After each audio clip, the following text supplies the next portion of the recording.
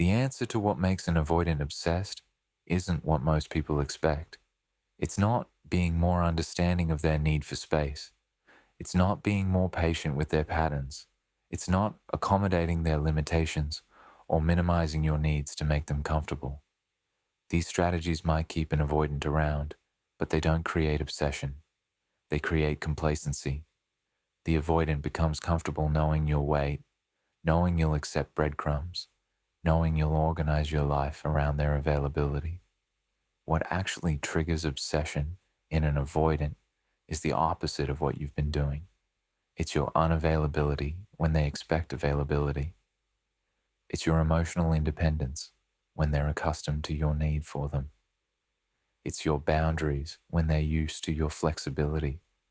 It's your genuine indifference when they're expecting your continued investment.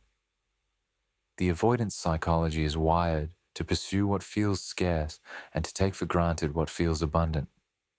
When you stop being readily available, when you stop centering your life around them, when you stop waiting hopefully for their inconsistent presence, you activate a part of their attachment system that rarely engages during the relationship. You trigger their fear of abandonment, the very fear their avoidant patterns have been designed to protect against. And in that activation, they experience something they haven't felt before: the desperate need to secure your continued presence, the anxiety about losing access to you, the compulsion to pursue rather than be pursued.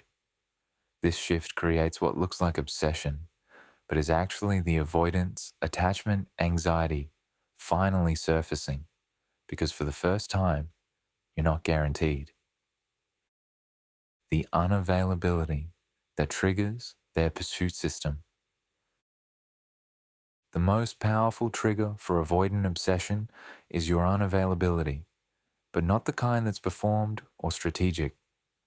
The avoidant can sense when you're playing games, when you're creating artificial distance to manipulate their behavior, when your unavailability is a tactic rather than genuine redirection of your energy and attention.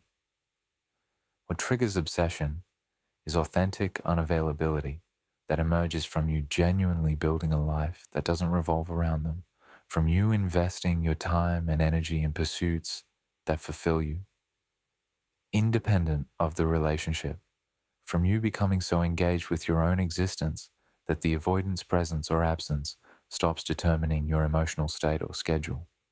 This unavailability manifests first in your time no longer being automatically available for them. When they reach out after a period of distance, you're not immediately responsive because you're genuinely busy with your own life. You have plans that don't include them. You have commitments that take priority.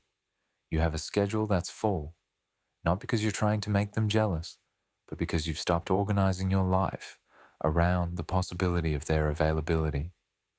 This shift is disorienting for the avoidant who has grown accustomed to you, being ready to engage whenever they emerge from their withdrawal. Suddenly, access to you requires planning, coordination, and fitting into your schedule rather than you fitting into theirs. The unavailability that triggers pursuit also includes emotional unavailability that replaces your previous emotional investment. You're no longer checking in on them constantly, no longer seeking updates about their life, no longer making efforts to maintain emotional connection during their withdrawal phases. You've redirected that emotional energy toward yourself, toward friendships, toward pursuits that actually reciprocate your investment. When the avoidant resurfaces expecting your usual warmth and engagement, they encounter a version of you that's pleasant but no longer intensely focused on them. This emotional distance creates discomfort for the avoidant because they've relied on your emotional availability as a constant even while they were inconsistent. Your unavailability becomes particularly triggering when the avoidant realizes you're not waiting for them anymore. You're not in suspended animation during their withdrawal. You're living fully, experiencing joy, building connections, pursuing goals. The avoidant has operated under the assumption that their absence creates a void in your life that only their return can fill. discovering that you've filled that void yourself, that you're thriving without them, that you've stopped needing their presence to feel complete, activates their pursuit system because it means they're losing relevance in your life. The fear of becoming irrelevant to someone they value triggers anxiety that overrides their usual discomfort with pursuit. The unavailability that triggers obsession also includes you being unavailable for the patterns that used to define the relationship. You're not available to accept breadcrumbs anymore. You're not available for late night texts that lead nowhere. You're not available for vague plans that may or may not materialize. You're not available to accommodate their inconsistency, to tolerate their emotional distance, to accept their minimal effort. This unavailability for dysfunction forces the avoidant to either step up with genuine effort or lose access entirely. Many avoidants, faced with this binary choice, discover capacity for pursuit they didn't know they possessed because the alternative, losing you, completely activates fears they've been avoiding their entire life. Your unavailability becomes obsession-inducing when it's consistent rather than fluctuating. The avoidant can't manipulate you back into availability with temporary increases in effort. You maintain your unavailability regardless of their behavior because it's not a strategy to control them. It's your genuine life structure now. You've built something that works for you, that fulfills you, that doesn't require their participation. This consistency is crucial because it communicates that your unavailability isn't a phase or a test. It's your new reality. And if they want access to you, they need to adapt to that reality rather than waiting for you to return to your previous patterns of organizing around them. The unavailability also extends to your future. You're not available to wait indefinitely for them to be ready for commitment, for consistency, for the relationship to progress. You're moving forward with your life, making decisions, pursuing opportunities, building toward goals that may or may not include them. This forward movement without guaranteed space for them creates urgency for the avoidant. They realize that time is not infinite, that your availability is not permanent, that if they don't claim their place in your life actively, you'll build a life where there's no longer room for them. This recognition can trigger intense pursuit as the avoidant scrambles to secure their position before it's lost entirely. The unavailability that creates obsession is particularly powerful when the avoidant sees evidence that you're happy, fulfilled, and complete without them. They're accustomed to being pursued by people who are incomplete without them, who need them to feel whole, who organize their emotional well-being around the avoidant's presence. But when they encounter someone who is genuinely whole on their own, who treats the relationship as enhancement rather than necessity, who can be happy with or without them, it triggers something profound. The avoidant recognizes that they're not essential to your happiness, which paradoxically makes them desperate to become essential, to prove their value, to secure their importance in your life through pursuit and effort they've never demonstrated before. Your unavailability ultimately triggers obsession because it activates the avoidant's fear of abandonment that their distancing strategies have been designed to prevent. The avoidant maintains emotional distance to protect themselves from being left, but in doing so, they often push away people who actually want to stay. When you become unavailable, when you stop pursuing, when you redirect your energy elsewhere, the avoidant faces the very abandonment they've been fearing. And this triggers their attachment system to override their avoidant patterns. The obsession you witness isn't a sudden transformation of their personality. It's their anxiety about loss finally exceeding their anxiety about intimacy, causing them to pursue because the threat of losing you has become more frightening than the vulnerability of claiming you. The emotional independence that challenges their control. The second element that makes an avoidant obsessed is your emotional independence, your capacity to maintain stable well-being, regardless of their behavior. your refusal to make them responsible for your emotional state. Throughout most relationships with avoidance, partners become emotionally dependent in ways that give the avoidant control. Your mood fluctuates with their availability. Your security depends on their reassurance. Your happiness requires their presence. This emotional dependency, while it might feel like love or attachment, actually allows the avoidant to remain comfortable in their patterns because they can regulate the relationship by managing their distance. When you're emotionally dependent, the avoidant knows exactly how to keep you engaged without giving too much. Emotional independence disrupts this dynamic entirely. When your emotional state stabilizes independent of the avoidance behavior, when their withdrawal no longer sends you into anxiety spirals, when their return no longer creates euphoric relief, the avoidant loses their primary mechanism of control. They can no longer use distance to manage your emotions or proximity to reward your patience. Your emotional consistency forces them to confront that their usual strategies aren't working, that they can't predict or control your responses anymore, that the power dynamic they've relied on has fundamentally shifted. This loss of control is deeply unsettling for the avoidant and often triggers obsessive focus on you as they try to understand and re-establish the familiar dynamic. Your emotional independence manifests in how you respond to their withdrawal. Instead of becoming anxious, pursuing them, or expressing hurt that gives them power, you remain calm and continue focusing on your own life. This response is confusing to the avoidant because they expect withdrawal to create reaction. When it doesn't, when you seem genuinely unaffected by their distance, the avoidant experiences cognitive dissonance. Their behavior, which has always produced predictable results, no longer does. This unpredictability is uncomfortable enough that the avoidant often increases their efforts to elicit the familiar response, pursuing you more intensely in an attempt to restore their sense of control over the relationship's dynamics.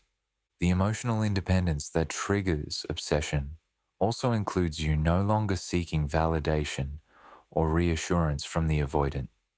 You've developed enough internal security that you don't need their approval, their affirmation, or their presence to feel confident in your worth. This independence is threatening to the avoidant because being the source of someone else's validation has been a key part of how they maintain connection while keeping distance. They could dole out validation sparingly, creating scarcity that kept you seeking more. But when you stop seeking it from them, when you validate yourself or find validation elsewhere, the avoidant recognizes they're losing their leverage. This recognition often triggers increased effort to regain that position of being needed for your sense of worth. Your emotional independence also means you're no longer managing the avoidant's emotions for them. You're not tiptoeing around their sensitivities, moderating your needs to protect their comfort, or absorbing their emotional unavailability without expression. You express your feelings honestly, without concern for whether they'll trigger the avoidance withdrawal. You state your needs clearly, without softening them to make the avoidant comfortable. This directness and authenticity forces the avoidant to either engage with the emotional reality of the relationship or lose access to you. Many avoidants, when faced with this choice, discover they're more capable of emotional engagement than they believed because the alternative, your departure, is unacceptable. The emotional independence that creates obsession includes you being unaffected by the avoidant's hot and cold behavior. Their warmth doesn't make you overflow with hope. Their coldness doesn't make you spiral into despair. You maintain emotional equilibrium regardless of their fluctuations because you've stopped making their behavior mean something about you. The avoidance distance means they're uncomfortable with intimacy, not that you're unworthy. The avoidance warmth means they're feeling safer in the moment, not that the relationship has fundamentally changed. This clear-sighted perspective protects you from the emotional roller coaster while simultaneously making you fascinating to the avoidant, who can't understand how you maintain stability while they're fluctuating wildly. Your emotional independence also manifests in your relationship to the outcome of the relationship itself. You're no longer desperately invested in making it work at all costs. You prefer it to work, you care about the avoidant, but you're genuinely okay if it doesn't, because you know your happiness doesn't depend on this specific relationship succeeding. This outcome independence is perhaps the most triggering aspect of emotional independence for the avoidant. They're accustomed to people who need the relationship to work, who will bend themselves into pretzels to make it succeed, who will accept minimal effort because having the avoidant in some capacity is better than not having them at all. Your willingness to walk away if your needs aren't met communicates that you value yourself more than you value the relationship. And this self-valuation often triggers intense pursuit as the avoidant realizes they must step up or lose you entirely. The emotional independence that creates obsession also includes you having rich emotional life that doesn't center on them. You have deep friendships, meaningful work, engaging hobbies, spiritual practices, or creative outlets that provide emotional fulfillment. The avoidant is no longer your primary source of emotional experience, which means their presence or absence affects you less dramatically than when they were your main focus. This decentralization of their importance in your emotional landscape is both threatening and attractive to the avoidant. Threatening because they're losing their position of centrality. Attractive because people with rich internal lives are inherently more interesting and valuable as partners than people whose entire existence revolves around one relationship. The boundaries that create the space they claim to need.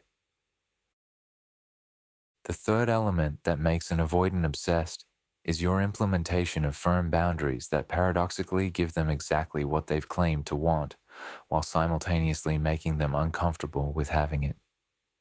The avoidant has spent the relationship explaining that they need space, that they require autonomy, that they can't handle pressure or expectations. They've framed your needs as demands and your desires for consistency as violations of their boundaries. But when you finally establish boundaries that create the space they've insisted on needing, when you stop pursuing and give them the autonomy they've claimed is essential, the avoidant often discovers that what they actually wanted was the option to have space, not the reality of you respecting that space so completely that they become irrelevant to your daily existence. The boundaries that trigger obsession begin with you no longer tolerating breadcrumbs. When the avoidant reaches out after days or weeks of silence with minimal effort, a vague text, a late night message, a half-hearted suggestion of getting together sometime, you don't respond with the enthusiasm and relief they've come to expect. Instead, you either don't respond at all or you respond with matching energy, pleasant but uninvested. This boundary communicates that your time and attention have value, that access to you requires genuine effort, that you're not available for the kind of low investment connection the avoidant prefers. This forces the avoidant to either increase their effort substantially or accept that they're losing access to you, and many avoidants choose increased effort when faced with this reality. The boundaries that create obsession include you refusing to have the same conversations repeatedly without action. When the avoidant acknowledges their patterns, expresses intention to change, but then continues the same behavior, you don't engage with the words anymore. You observe the actions and make decisions based on those. This boundary prevents the avoidant from using verbal acknowledgement as a substitute for behavioral change. They can no longer talk their way out of accountability, can no longer buy more time with promises that never materialize. This forces them to either demonstrate genuine change through sustained different behavior or lose credibility entirely. And the recognition that words alone won't maintain your engagement often triggers increased behavioral effort. Your boundaries also include ending interactions when they become disrespectful or when the avoidance behavior crosses lines you've established. If the avoidant becomes defensive, dismissive, or stonewalls during important conversations, you don't continue engaging. You simply disengage calmly and redirect your attention elsewhere. This boundary protects you from the emotional damage of continued engagement with someone who isn't showing up appropriately, but it also communicates to the avoidant that their behavior has consequences. They can no longer treat you poorly while knowing you'll remain engaged, trying to fix things. This recognition that their behavior determines their access to you often motivates the avoidant to regulate themselves better because the alternative, your absence, is unacceptable. The boundaries that trigger obsession also include you being unavailable during times you've previously been consistently available. If you were always free on weekends, always responsive in evenings, always making space in your schedule for the avoidant's last-minute plans, you stop. You fill that time with your own activities, commitments, and relationships. When the avoidant expects to slot into your schedule easily and discovers they can't, when they find that access to you requires advanced planning and coordination, it creates urgency. The ease they've taken for granted disappears, and suddenly, maintaining connection with you requires effort they haven't had to exert before. This shift from easy access to requiring genuine pursuit often activates the avoidant's desire to secure their position more firmly. Your boundaries around emotional energy also create obsession by forcing the avoidant to either reciprocate or lose access. You stop being the only one initiating meaningful conversations. You stop being the only one checking in, expressing care, or maintaining emotional connection. You offer what you receive, matching their energy, rather than always giving more in hopes they'll eventually match you. This mirroring forces the avoidant to confront what they've been contributing or not contributing to the relationship. When they want more from you and realize they must first give more to receive it, many avoidants discover capacity for emotional effort they've never demonstrated because the equation has changed from you giving freely to them having to earn what you provide. The boundaries that make an avoidant obsessed include clear communication about what you need from partnership and willingness to walk away if those needs can't be met. You're not negotiating about your fundamental requirements for consistency, presence, and emotional availability. You're stating them clearly and allowing the avoidant to decide whether they can meet them. This boundary is powerful because it removes the ambiguity the avoidant has hidden behind.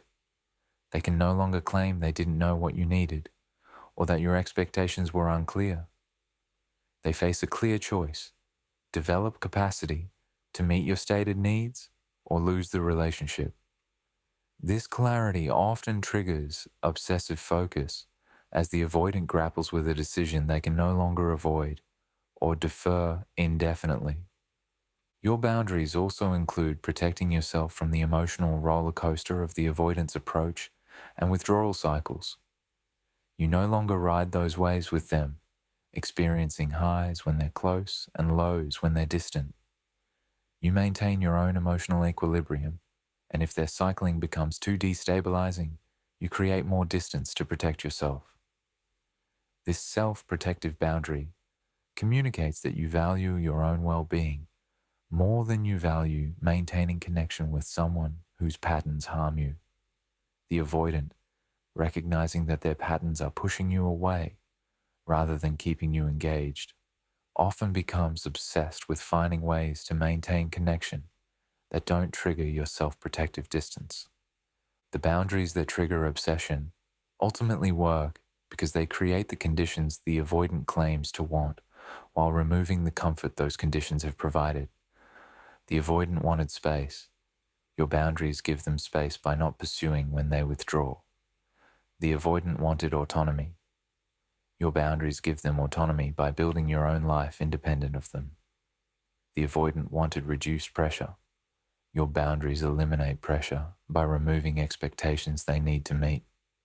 But in receiving these conditions, the avoidant discovers that what they actually wanted was the security of your continued pursuit while maintaining their distance, the comfort of your emotional investment while they remained unavailable, the safety of knowing you were waiting while they decided whether to engage. Your boundaries remove that safety, creating genuine stakes where losing you is a real possibility rather than an abstract threat. And these stakes often trigger the pursuit and obsession that emerge when the avoidant finally faces consequences for their patterns. The authentic indifference that activates their abandonment fears. The final and most powerful element that makes an avoidant obsessed is your authentic indifference, your genuine arrival at a place where you're no longer emotionally invested in the outcome, where you truly don't care whether the avoidant stays or goes, where your well-being is so firmly established, independent of them, that their presence becomes optional rather than central. This isn't performed indifference designed to manipulate their behavior. It's not strategic distance calculated to make them jealous. It's the real psychological state that emerges when you've done enough healing and growth that the avoidance simply doesn't occupy the emotional space they once did, where you've genuinely moved on, even if you're still technically in contact with them. Authentic indifference manifests in subtle ways the avoidant can feel, even if they can't articulate. There's a quality to your interactions that's fundamentally different from before. You're pleasant and cordial, but no longer intensely focused on them. Your eyes don't light up when they enter a room the way they used to. Your voice doesn't carry the hope or hurt it once did. Your body language doesn't lean toward them seeking connection. You treat them with the same friendly neutrality you'd extend to an acquaintance, rather than the heightened emotion you direct towards someone who significantly impacts your life. This shift is viscerally noticeable to the avoidant, even though the changes are incremental and subtle. The authentic indifference that triggers obsession includes you genuinely not caring about their approval or opinion anymore. Their validation doesn't create satisfaction. Their criticism doesn't create hurt. Their attention doesn't make you feel special. Their neglect doesn't make you feel abandoned. They've lost the power to significantly affect your emotional state because they've become emotionally irrelevant to you.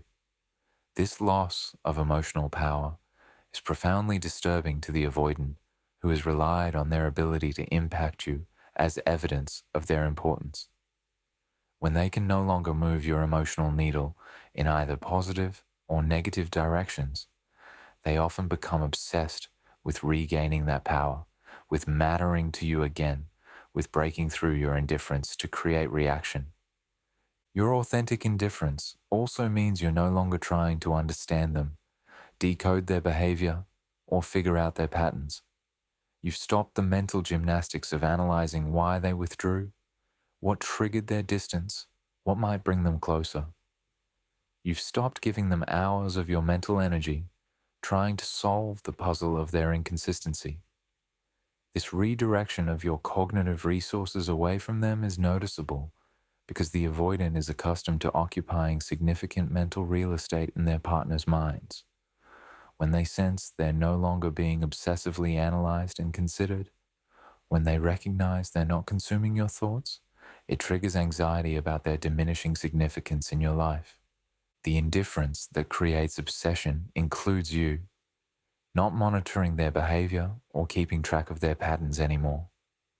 You're not noting how long it's been since they reached out. You're not tracking whether they're more distant this week than last week. You're not maintaining a mental record of promises made and broken. You've stopped keeping score because you've stopped being invested in the game. This lack of monitoring is actually threatening to the avoidant because it suggests you've detached enough that their behavior no longer matters enough to track. The recognition that you're not paying attention to them, that you're not invested enough to even monitor their patterns, often triggers increased efforts to recapture your attention. Your authentic indifference manifests in how you discuss the relationship or don't discuss it. You're no longer initiating conversations about where things are going, what the relationship means, whether the avoidant is capable of meeting your needs. You've stopped seeking clarity or commitment because you've reached genuine acceptance that what is, and you're okay, whether it changes or not. This cessation of relationship-defining conversations is paradoxically triggering for the avoidant because it suggests you've either made peace with the dysfunction or you've checked out emotionally. Either way, it indicates you're no longer fighting for the relationship, and the end of your fight often triggers the beginning of theirs. The indifference that makes an avoidant obsessed also includes you showing clear evidence that you're building a future that doesn't necessarily include them. You're making major decisions without consulting them. You're pursuing opportunities without considering how they'd impact the relationship. You're planning your life as though you're single even if technically you're still connected. This forward movement, without them integrated into your vision, triggers panic in the avoidant because it makes concrete what was previously abstract, that you're moving on, that your life is progressing without them, that they're becoming part of your past rather than your future. This recognition often activates desperate pursuit as the avoidant attempts to reinsert themselves into a future you're no longer saving space for them in. Your authentic indifference is particularly powerful when the avoidant sees you thriving, radiating peace and happiness, clearly better off than you were during the relationship's difficult phases. They witness you laughing more freely, seeming lighter, appearing more alive. They recognize that your life improved when you stopped centering it around them, that you're flourishing in their absence in ways you couldn't while trying to accommodate their patterns. This evidence that you're better without them is ego wounding, but also deeply attractive. The avoidant is drawn to the version of you that exists independent of them, the version that's whole and complete, the version that doesn't need them to be okay. This attraction to your independence often manifests as obsession as the avoidant tries to access this more vibrant version of you. The authentic indifference that triggers obsession also includes you being completely unbothered by their attempts to elicit reaction. If they pull away, you don't chase. If they show interest in someone else, you don't experience jealousy. If they try to make you jealous, you remain unmoved. If they withdraw affection, you don't notice or care.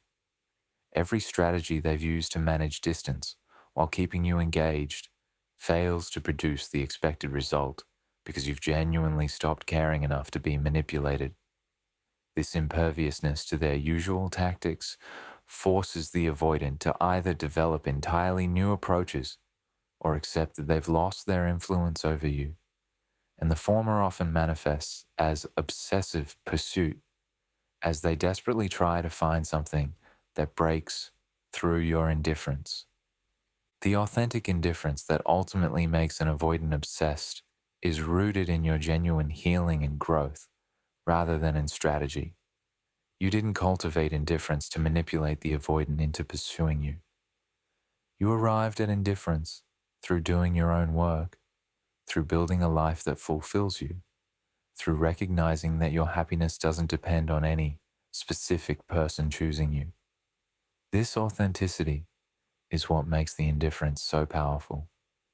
The avoidant can sense that it's real, that it's not a game or a test, that you've genuinely released your attachment to the outcome, and this recognition that they're losing someone who has become genuinely independent of them, someone who no longer needs them, someone who is complete without them, triggers the avoidant's deepest fear of abandonment and activates pursuit patterns they've never demonstrated before.